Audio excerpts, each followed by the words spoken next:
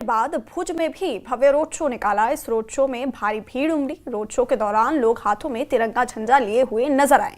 भुज की धरती से भी पीएम मोदी ने पाकिस्तान पर जमकर हमला बोला और कहा कि पाकिस्तान दुनिया के लिए बहुत बड़ा खतरा है। पाकिस्तान को चेतावनी देते हुए पीएम ने कहा कि सुख चैन से जियो, अपने हिस्से की रोटी खाओ, नहीं तो मेरी गोली तो है ही।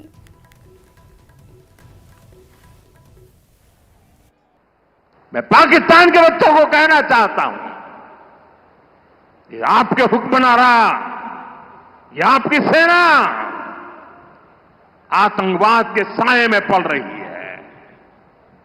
वो आपके जीवन में खतरे पैदा कर रही है, आपके भविष्य को नष्ट कर रही है,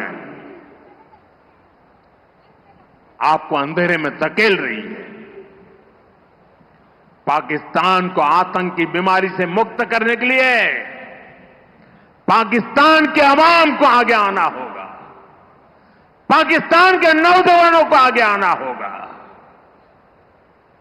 सुख चैन की जिंदगी जियो, रोटी खाओ, वरना मेरी गोली तो है ही।